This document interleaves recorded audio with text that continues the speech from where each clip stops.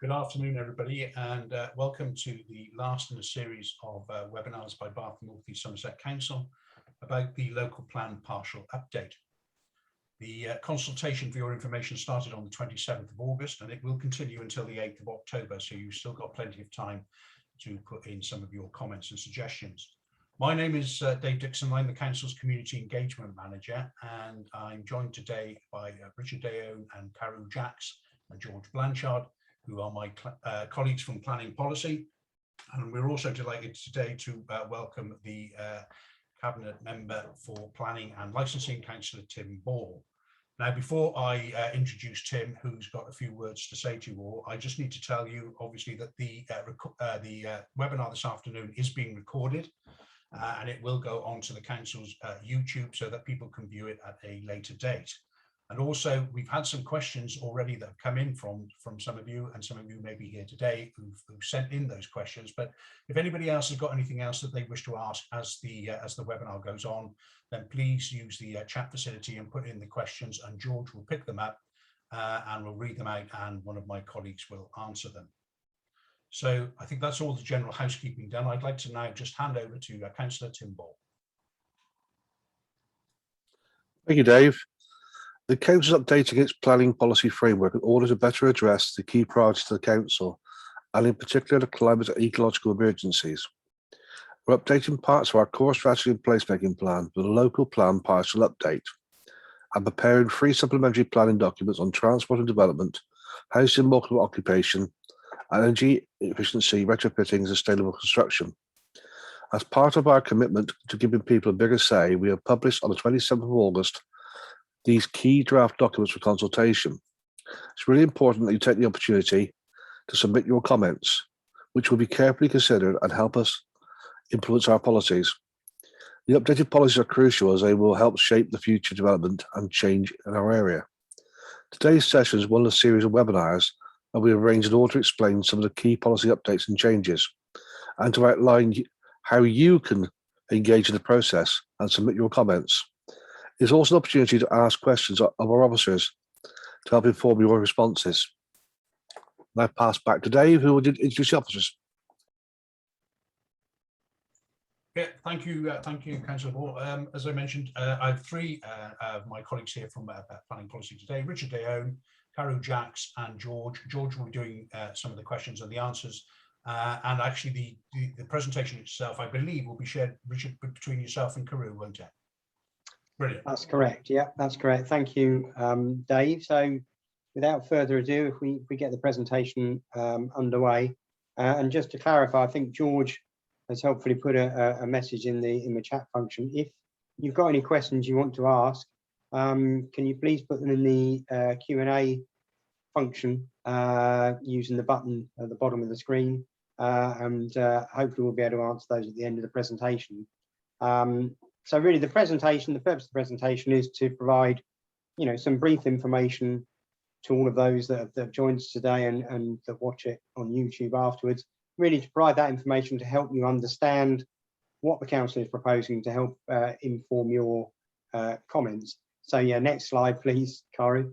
So yeah, just for those that don't know, in terms of the planning system, and I suppose, why are we preparing a local plan update and the supplementary planning documents. In this country, we have what's called a plan-led system. So that means that all planning decisions in relation to planning applications must be taken in accordance with the development plan or the local plan, unless there are material considerations that indicate otherwise. So that really emphasises the importance of having an up-to-date planning policy framework, so that can be used to determine planning applications.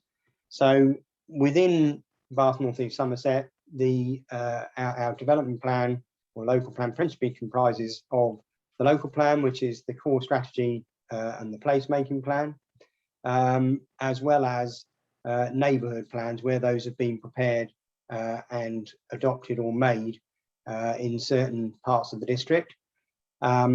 The development plan, which I say the local plan and the neighbourhood plans together, the development plan is then supported by a range of supplementary planning documents which provide more detail on how specific policy areas will be implemented. So next slide, please, Karen. So just to remind everybody, and Dave's already said it really, we're currently out for public consultation. It started in late August and runs through to the 8th of October. So it's really important that if you are interested and do want to help shape our planning policy framework, that you get your comments to us by the 8th of October. And we're consulting on 4 documents in parallel. So there's a local plan partial update, which will be the main focus of today's presentation, but also 3 supplementary planning documents. So one on energy efficiency, retrofitting and sustainable construction, one on transport and development, and one on houses and multiple occupation. Next slide, please, Karen, thanks.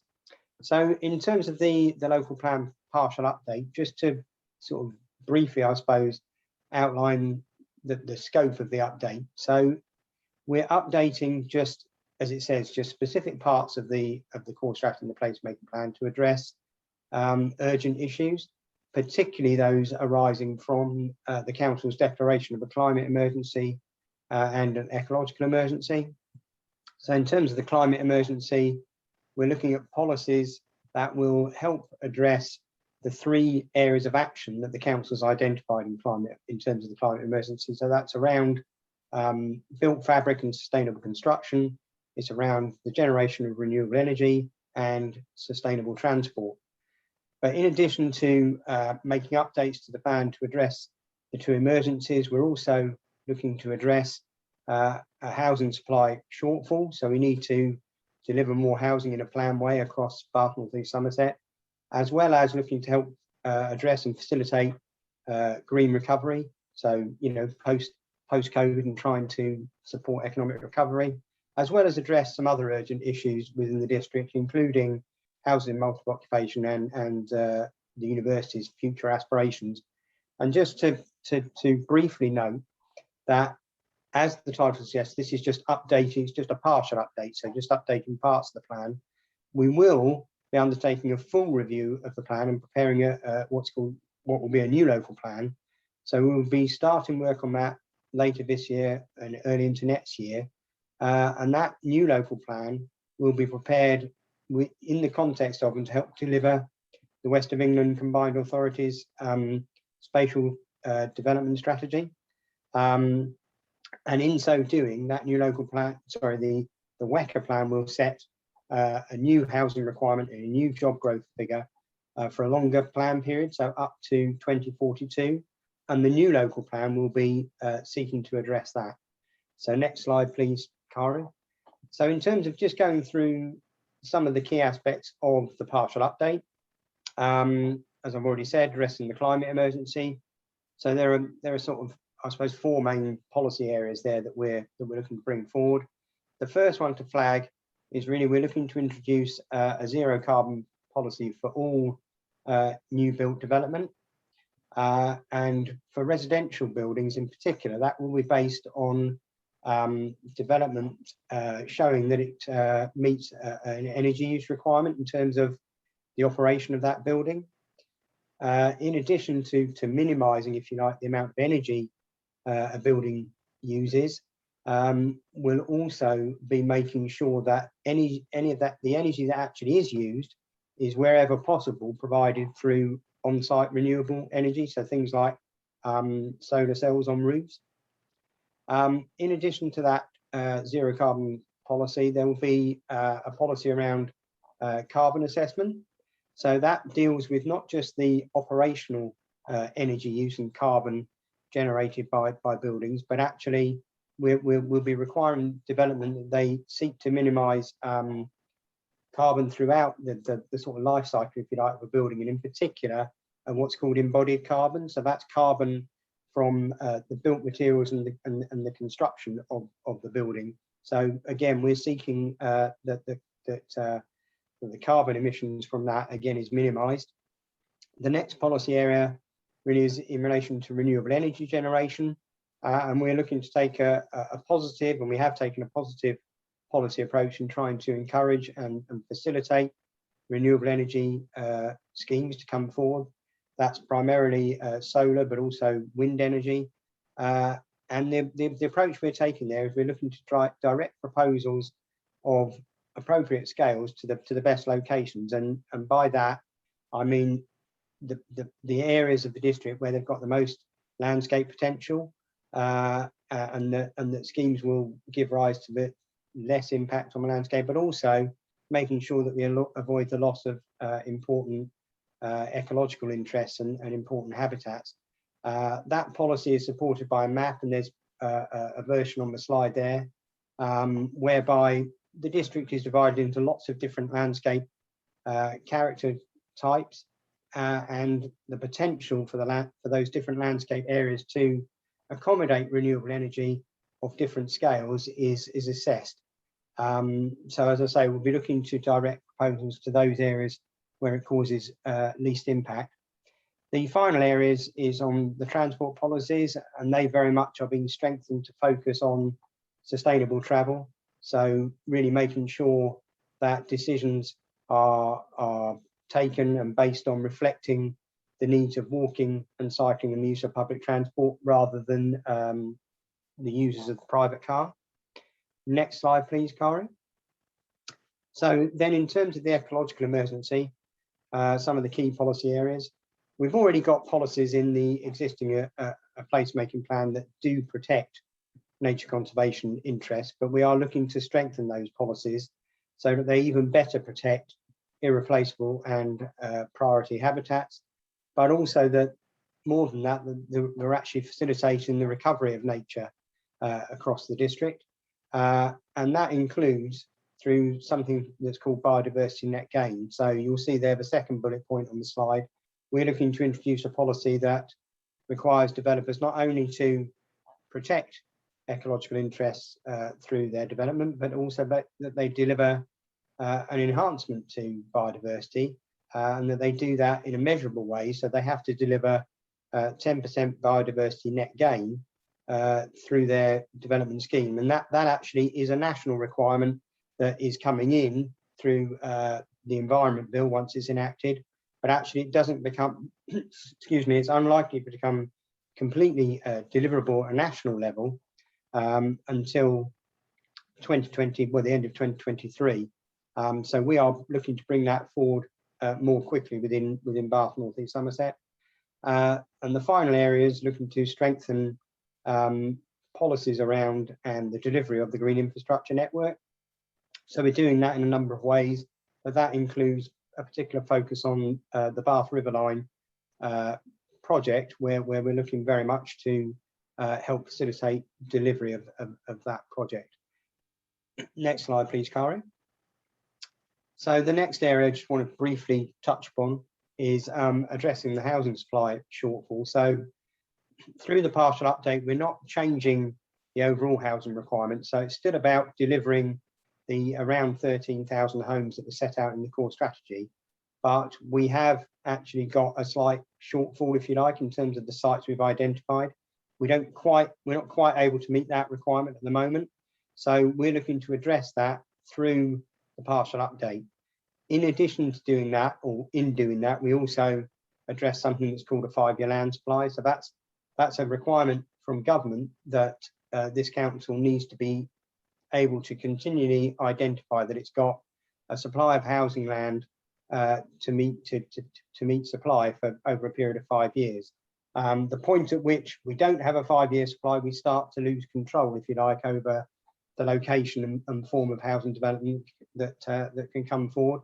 So it's really important that we address that through the partial update.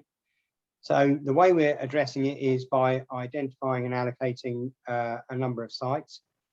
Those sites have been selected based on the existing spatial strategy and existing approach of the core strategy. So that's very much prioritising brownfield sites wherever possible and focusing most of the housing on sites within Bath as, if you like, the most sustainable location within the district, but also then some housing at Cambridgeshire as the next best location, with a small amount of housing directed towards the Somer Valley.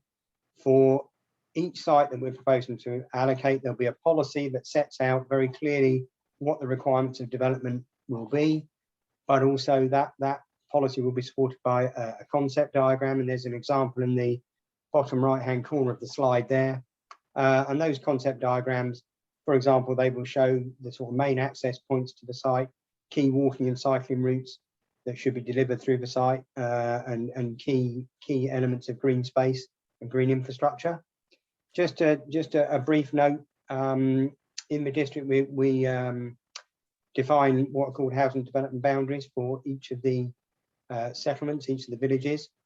Those housing development boundaries are proposed to largely remain unchanged. Next slide, please, Karen. So just very briefly, in terms of those sort of sites that will contribute towards meeting that housing supply shortfall, this is just identifying their sort of distribution across the district. Apologies if it's not that clear, but you'll see most of the dots there are sites within Bath, and as I've already said, a number of sites within Keynsham and also on the edge of Keynsham. So that includes releasing land on the east side of Keynsham that was already released from the green belt and removed from the green belt through the core strategy, and at that time was safeguarded for longer term development. So we're actually proposing to bring those sites forward now. It's really important in terms of bringing those sites forward that the transport impact is addressed, and that will be addressed again mainly through sustainable transport measures around walking and cycling and public transport. And then finally, you'll see at the bottom of the map there, there's just a couple of sites, as I've already said, in the Somer Valley. So one's a brownfield site in Poulton, and the other is a small greenfield site in Midsummer Norton. So that's in terms of, if you like, meeting the overall need for housing. Next slide, please, Kari. So I will actually hand over to Kari now, because now we're going to specifically talk about housing and multiple occupation and then other parts of the plan as well. So I'll hand over to you, Kari. Yeah, thank you very much, Richard.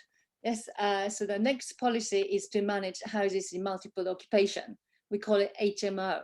So it's HMO nationally is a permitted development from change of use from C3 housing to HMO. But in the Bath and North East Somerset Council, the Bath area, we introduced Article 4 direction to remove this permitted development. So that's why we have this specific policy. So it's a HMO. HMO is basically the property occupied by 3 or more people from 2 or more households sharing the space together. So it's a sharing, for example, kitchen or living space or toilets and that sort of thing. So these HMOs, the HMOs are quite important part of housing supply, particularly in Bath, because that's provide affordable type of accommodation for students and also the young people and the young professionals. So it's most of the HMO occupiers or landlords have no, it doesn't cause any issues, but some cases we see some problems with noise, waste management, unkept garden, and so that's why we try to avoid high concentration. So the policy aim is to create a more balanced community.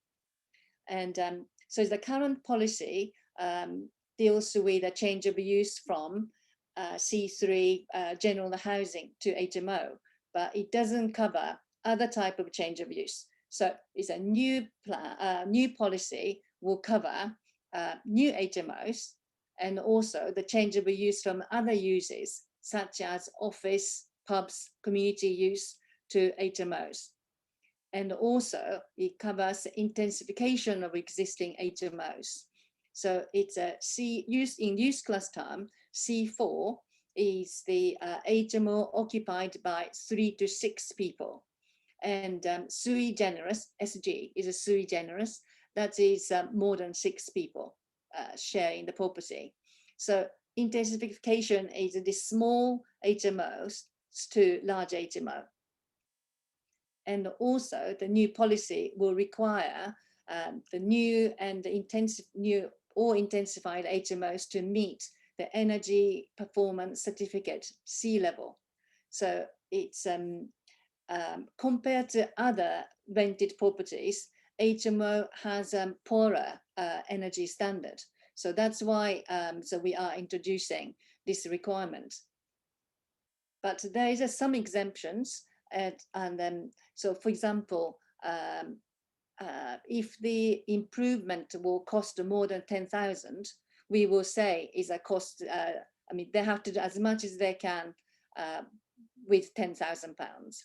And there are some exemptions, and they will be set out in supplementary planning document. I will cover a bit later. So this partial update policies also covers some policy framework for universities. So the diagram is the one on the left, shows the University of Bath Cleverton campus.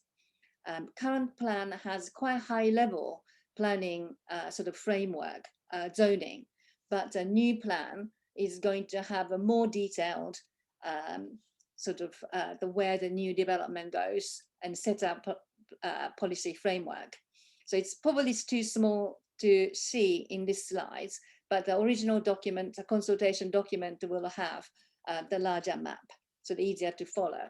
But for example, this East car park, we are allocating for more academic buildings, and so then sort of east side of playing field, we are allocating for more student accommodation.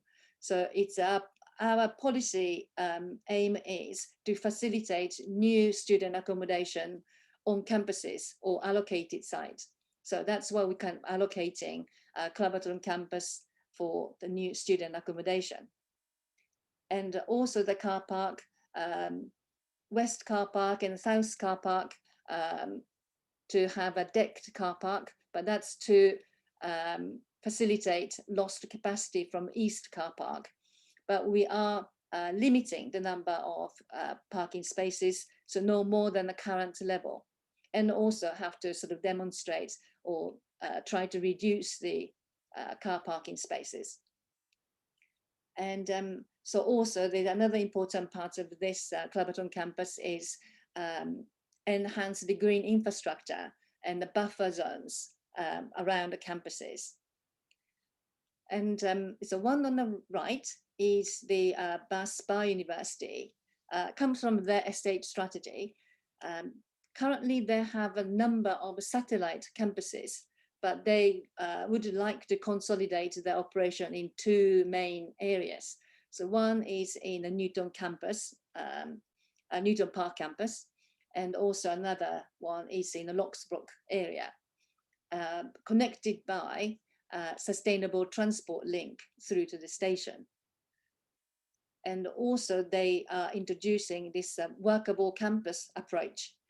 There's lots of student accommodation near the Locksbrook campus, former Hammer Miller building, so that the student can walk to campus. Oops, sorry, just gone back too much. Okay, so, and the next policy area is facilitating economic development. So it's, I think I just go straight to the fourth bullet point, but the key point is we want to strengthen the protection of industrial land and also facilitate more offices. Current policy set out the managed reduction of industrial land, but it's already met this managed reduction. So it is important to protect existing industrial land. So as part of that, the diagram on the top right, so that shows the Locksbrook Creative Industry Hub. So we are allocating this area specifically for industrial, creative industry. So it's a large building shown, is the former Hammer Miller building, Bath Spa University, Locksbrook campus. And so they have good art facilities, And so we are developing this in partnership with the BASPA University, so that all these facilities will be available to small to medium enterprises. And also it's creating incubator units and also grow on spaces. And the diagram on the bottom left is Western Island. So Western Island is currently occupied by a bus, currently used as a bus depot. But so following the successful relocation of bus depot, we want to facilitate some industrial uses move out from city center to this Western Island, so that the key development sites within the city can be developed for higher density development, including housing. And so the bottom right diagram shows the Old Mills industrial estate in Poulton, adjacent to Midsummer Norton. It's purple green boundary show the current boundary, but we're proposing to include the area with red boundary. So then this north part of, larger part of allocations, that is incorporating the Summer Valley Enterprise Zone. And the council is currently preparing local development order. So the next area is transport policies. So as Richard mentioned, we are strengthening the focus on sustainable travel. Then ensure development transport choices are required to meet sustainable mode first. So it's trying to facilitate modal change from car journey to cycling, walking, and using public transport. And also, it's we have 3 park and ride sites around in Bath, and then we are proposing to remove these 3 sites from the Greenbelt to facilitate a multimodal interchange hub. So the currently, traditional park and ride sites, the people drive to the park and ride, so then take a bus into the city. But this interchange hub meaning people can drive there, then change to other mode such as e-bikes or e-cycle, and also take another, interchange to another transport, public transport. And also these 3 sites are located sort of outskirts of Bath. It's provide a good access to the countryside. So you can get a bus to the park and ride site, then go for walk in the countryside, and also potentially facilitate farmers market, but not undermining original purpose of this transport interchange hub. And also this facilitates the solar energy, probably have a solar energy roof over the electric vehicle charging stations. So it's a bit of process. We started to prepare this partial update early 2020. Then we had options consultation early this year. And now is a draft plan consultation open until 8th of October. And this is the formal stage of the process. Then so all the comments we receive, the council will consider, then submit to the inspectorate, the state Secretary of State. So then go through the examination and the hearings. We expect it happen around March. So then adoption in June next year. So it's Richard mentioned 3 supplementary planning documents for consultation. Then the first one is energy efficiency, retrofitting, and sustainable construction supplementary planning document. So we currently have 2 SPD to cover this area, but it's adopted in 2013, and it's kind of repetitive. So what we try to do is combine these two supplementary planning documents, and also update all the technology information, technological information, and the presentation. So there are lots of photos, illustration, so they're easier to follow. And also it's in the website format. And also we added the new section on affordable homes. Next SPD is for transport and development. And so it's it covers quite a wide range. And the one of the important points is this SPD includes parking standards. Currently, these parking standards are included in the placemaking plan, the current local plan, but we are proposing to remove from placemaking plan and set out all standards in the SPD. So that's the standards and the design. And also it's providing further guidance on the ultra low emission vehicle charging. So that's an electric vehicle charging point, when it's required, then how it's required. And also it's providing guidance on walking and cycling infrastructure and design. So ensuring accessibility, safety, security, and comfort. So, and also SPD set out when is a travel plans need to be submitted and what travel plan should include. So another SPD is about for the houses in multiple occupation. It's set out in the details how we assess planning applications. And so it's, for example, SPD will set out when application comes in, if the new HMO is sandwiching non-SP HMO, then the planning permission is likely to be refused. Then also, we limit the concentration of HMOs. So it's a one on the right, the diagram shows it's if the application, when application comes in, we check how many HMOs exist within the 100-meter radius. Then if it is already 10% or more, planning application is likely to be refused. So then just yeah, so one of the few last slides, but the consultation open until 8th of October, and it's all accessible from the website. And we encourage online responses.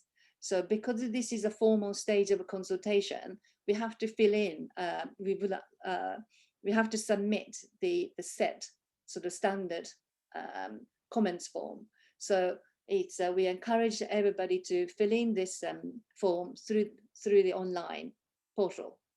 And we do accept the paper copies because some people cannot access the computer, or yeah, so the paper is we can accept. And but really we encourage residents, communities to take part in this consultation. And so we carefully consider all the comments, so then submit to the inspectorate. And also, so we undertaken a number of briefings and webinars. And so this is the last webinar we are doing, and but it's all recorded and it's available from Council's YouTube channel. So that's so this is the last one, so general webinar, but we did a webinar for HMO, SPD, and also transport and development and zero carbon. So that's if you're interested to know the detail of SPDs, you can always go to Council the YouTube channel and watch these webinars. So I think this comes to the end of presentation, and we're happy to take any questions.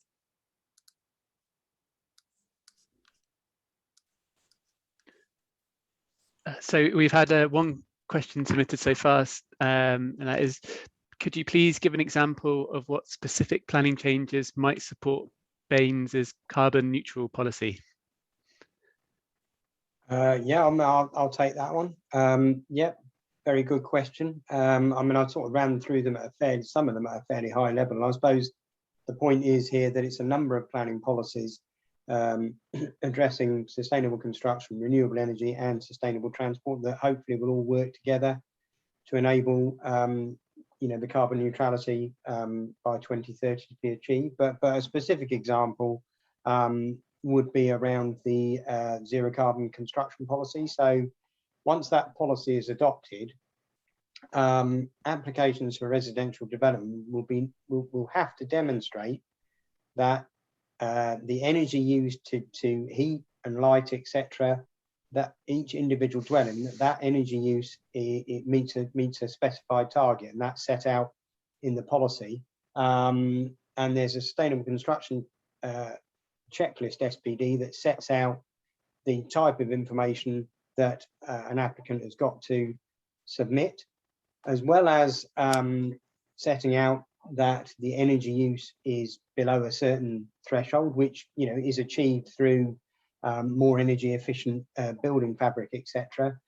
The applicant will also need to be able to show that they have maximized the amount of that energy that is used. They've maximized the amount of that is provided through on-site renewables, so things like solar roof cells, air source heat pumps, etc. If as a result of that they still haven't quite met the zero carbon test, which normally they should have done, but if they haven't, they can then finally pay in financial contributions into what's called a carbon offsetting fund. So the council will need to set up that fund. Those contributions go into that fund, and then they are used to pay for carbon minimising or carbon reducing projects elsewhere. So, for example, the council might choose to use that funding to make improvements to the built fabric and energy efficiency of some of its building stock, or some of the housing stock perhaps that's owned by Curo, for example. So there would be a range of different projects that financial fund, those financial contributions could be used to fund. So that's one example, I suppose. Another example that the Karu mentioned was around the park and ride site. So what the council wants to do there is sort of change those or turn those into transport interchange hubs, so people can change to a whole variety of different modes of transport, and that again hopefully would help to reduce the use of the private car, because in terms of carbon emissions, the transport element is quite significant. Now the way in which, if you like, the local plan is trying to help bring that to fruition is by removing or proposing to remove the park and ride sites from the greenbelt. So because they're in the greenbelt at the moment, that makes the development of things like bike storage facilities or e-scooter or e-bike charging points, it makes that difficult to bring forward because it conflicts with the current greenbelt policy. So what we're looking to do is remove them from the greenbelt and have a policy that sets out how that development should come forward, and that then would make it easier, or should make it easier for that development to come forward. So that's just a couple of examples, I suppose, in the ways in which the partial update hopefully will facilitate achieving carbon neutrality.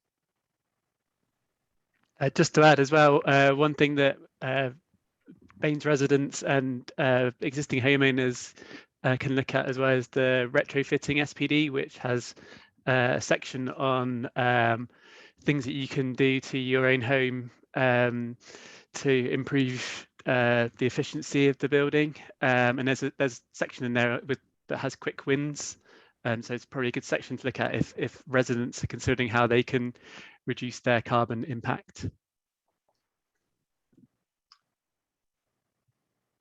Thanks, George. Have any other questions come in at this stage? Or any of the pre-written questions that we pre-submitted questions?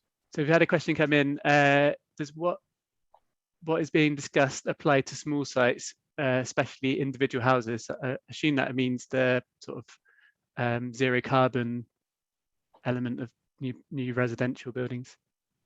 So yeah, the proposal is that would apply to small sites.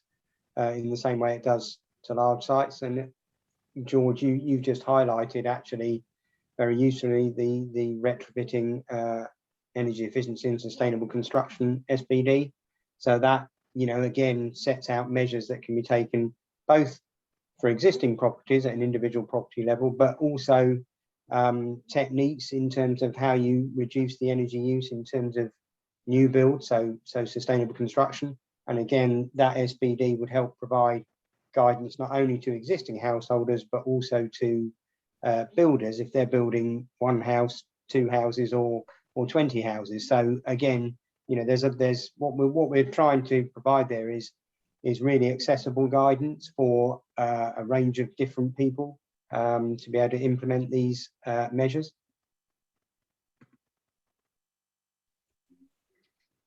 Okay, just waiting to see if any more questions come through. Okay, so yeah, follow-up question is, any comments about our ancient housing stock and how new planning changes can make them more energy efficient?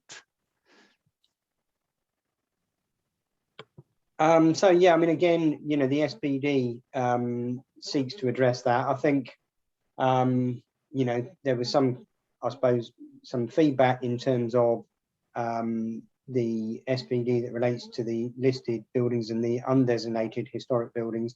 There was some feedback that perhaps that was a little bit negative in part. What we've done in terms of reviewing the SPD is we've sort of turned that around, and it's very much more positive guidance. So it sets out, the sort of measures that you could implement in terms of the aging or the more historic elements of the district's building stock. So it's difficult with historic buildings. It's not a one size fits all. So we can't say, well, if you do this, you'll definitely get listed building consent, or that will definitely be fine.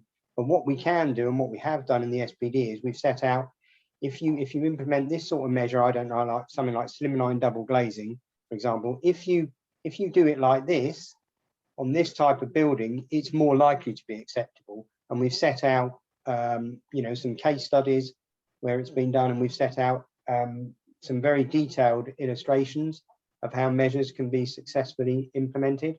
So the hope is that will increase the uptake and the deliverability of energy efficiency measures being added to those older buildings.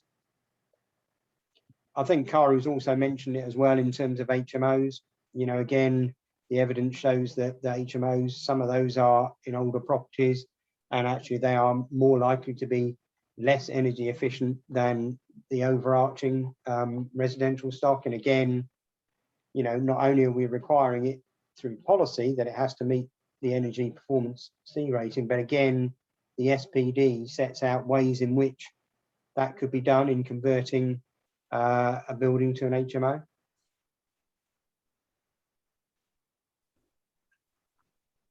Great, so there's no questions open at the moment. We'll give it a minute or so to see if any others come in. Yeah, let's wait a minute or so and see if there's any more questions. Yeah. And again, I should just say, if people are watching, you think, oh, I wish I'd asked that question, or you're watching it on YouTube afterwards and think, oh, why did nobody ask that? Then please, you can email us at the planning policy address. I think it was on the presentation. You can email us that address, and we'll look to respond as quickly as we can.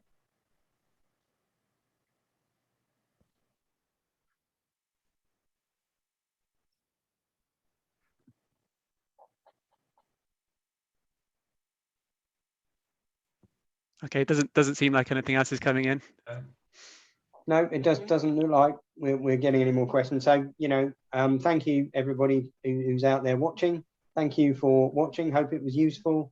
And as I say, I would encourage you all to get your comments into us by the 8th of October, preferably through using the online consultation portal, which we've designed to be easy to use. But again, if you have any queries about that and you're finding it difficult to use, then do get in touch with us, or you can send in written comments. And again, we can supply the website address to you, or it is on the postal address to you, or it is on the website. So yeah, I would just encourage everybody to get their comments in, and as I say, help us shape the future planning policy framework for the district. Okay, I guess then we'll close the webinar at that point. And thank you very much. Thank you.